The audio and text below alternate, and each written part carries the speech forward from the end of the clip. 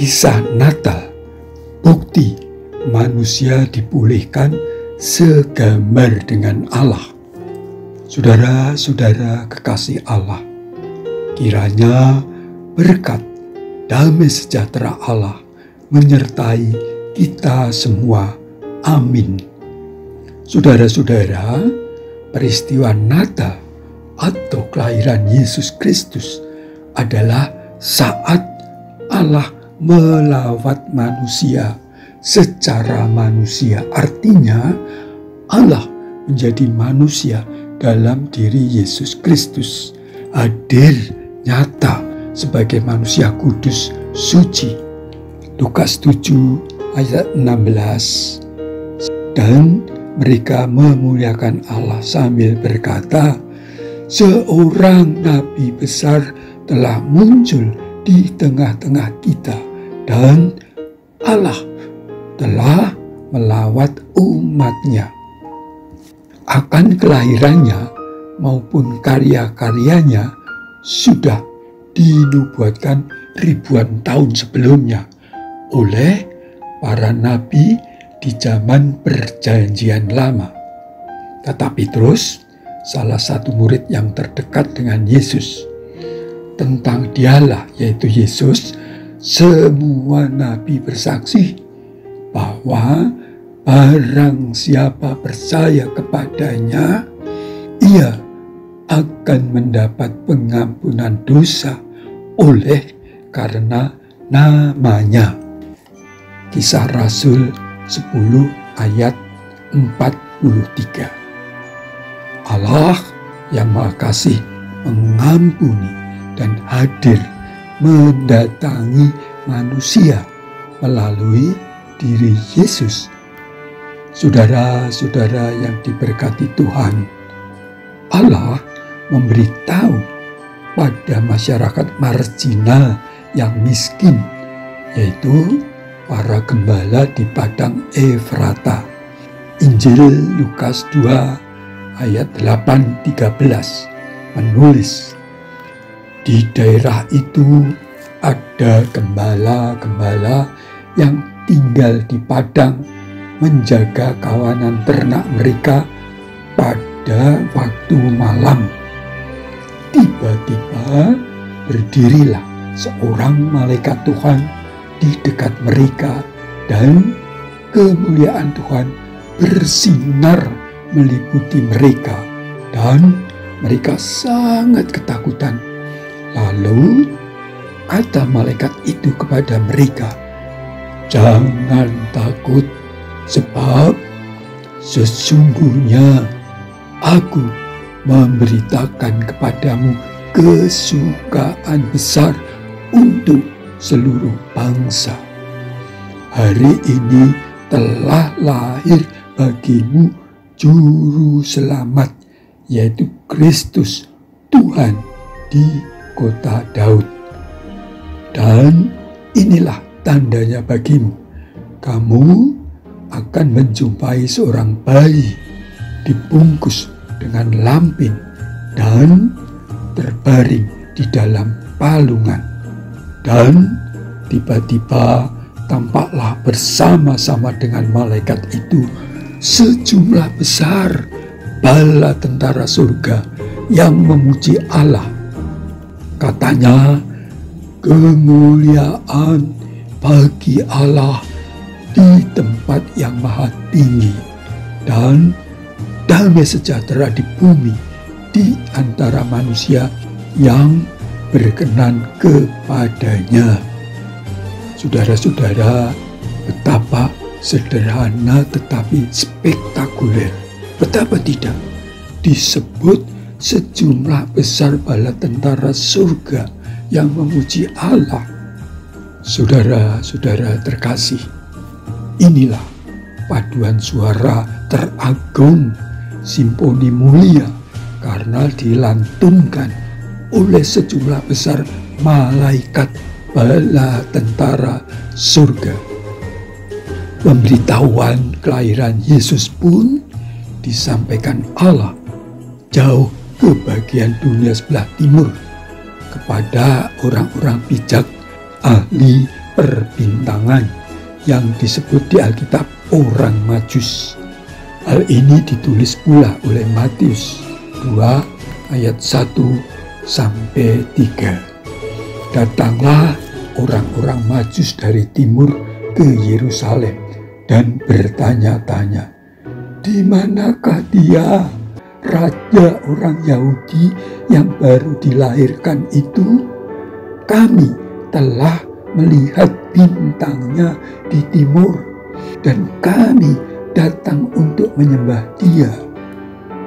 Ketika Raja Herodes mendengar hal itu, terkejutlah ia beserta seluruh Yerusalem. Orang-orang Majus itu diberi tanda adanya bintang bersinar terang di langit yang berbeda dengan bintang biasa. Dan dalam kearifan mereka mengenali sebagai tanda lahirnya seorang bayi yang akan menjadi raja, sehingga menggerakkan mereka melakukan perjalanan yang jauh untuk menyambut sang raja yang lahir itu. Sementara justru orang-orang Israel, bahkan raja yang berkuasa pun tidak tahu, sehingga ditulis, Raja Herodes mendengar hal itu, terkejutlah ia berserta seluruh Yerusalem, termasuk para imam dan ahli Taurat tidak tahu, tidak diberi tanda, namun yakin akan nubuat bahwa raja yang dinubuatkan itu lahir di Bethlehem, kota Daud, seperti nubuat Nabi Mika di Perjanjian Lama. Mika 5 ayat 1. Tetapi engkau, hei Bethlehem Efrata, hei yang kecil di antara kaum-kaum Yehuda, daripadamu akan bangkit bagiku seorang yang akan memerintah Israel, yang permulaannya sudah sejak purbakala, sejak dahulu kala. Saudara-saudara, secara bersahaja dan merendah, Allah menunjukkan rencananya pada orang-orang yang rendah hati bersahaja, pada para gembala dan orang Majus. Inilah kerendahan hati, kebersahajaan yang disukai Allah. Allah sengaja melawat manusia dengan kelahiran Yesus yang membawa pengampunan dan hidup kekal kelak. Begitu pula kelahiran Yesus pun melalui gadis muda bersahaja, Maria, tunangan Yusuf, tukang kayu yang sederhana, rendah hati. Hal ini tertulis dalam kitab Matius 1 ayat 18-15, Lukas 1 ayat 26-37. Dengan jelas melalui malaikatnya, Allah menyatakan kedatangannya, lawatannya untuk menjadi satu dengan manusia dalam diri Yesus yang juga disebut Kristus, artinya yang diurapi Allah. Kepada Yusuf kata malaikat, Yusuf anak Daud, janganlah engkau takut mengambil Maria sebagai istrimu, sebab anak yang di dalam kandungannya adalah dari Roh Kudus. Ia akan melahirkan anak laki-laki, dan engkau akan menamakan dia Yesus, karena dialah yang akan menyelamatkan umatnya dari dosa mereka. Matius 1 ayat 20-21. Jelas sekali untuk apa Yesus datang ke dunia, menyelamatkan umatnya dari dosa-dosanya. Sementara kepada Maria, malaikat Gabriel atau Jibril berkata, "Salam, hai engkau yang dikaruniai, Tuhan menyertai engkau." Maria terkejut mendengar perkataan itu, lalu bertanya di dalam hatinya, "Apakah arti salam itu?" Kata malaikat itu kepadanya, "Jangan takut, hai Maria, sebab engkau beroleh kasih karunia di hadapan Allah. Sesungguhnya engkau akan mengandung dan akan melahirkan seorang anak laki-laki, dan hendaklah engkau menamai dia Yesus." Lukas 1 ayat 28 sampai 31. Ketika Maria mempertanyakan dirinya belum bersuami, malaikat berkata, "Roh Kudus akan turun atasmu, dan kuasa Allah yang Maha Tinggi akan menaungi engkau. Sebab itu, anak yang akan kau lahirkan itu akan disebut Kudus, Anak Allah." Lukas 1 ayat 35. Saudara-saudara yang dikasihi Allah, inilah makna dari kisah Natal ini. 1. Allah sangat mengasihi manusia yang penuh dosa. Siapa bisa membuktikan bahwa dunia saat ini bebas dosa dan kekerasan? 2. Karena itu Allah melawat manusia untuk menyelamatkan dari kutuk dosa dengan hadir sendiri dalam diri Yesus yang disebut Kudus, penuh Roh Kudus, Anak Allah. Lukas 1 ayat 35. Yang ketiga, Yesuslah yang akan menyelamatkan umatnya dari dosa mereka. Matius 1 ayat 21.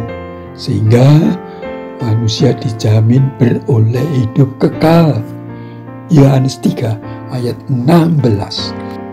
Ia telah mengaruniakan anaknya yang tunggal, yaitu Yesus, supaya setiap orang yang percaya kepadanya tidak binasa, melainkan beroleh hidup yang kekal.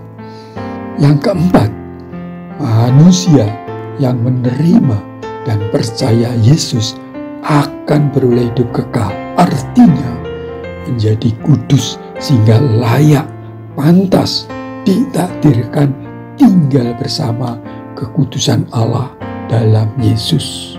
Roh Kudus akan memimpin manusia yang ada di dalam Yesus dalam menjalani hidup baik dan saleh di dunia.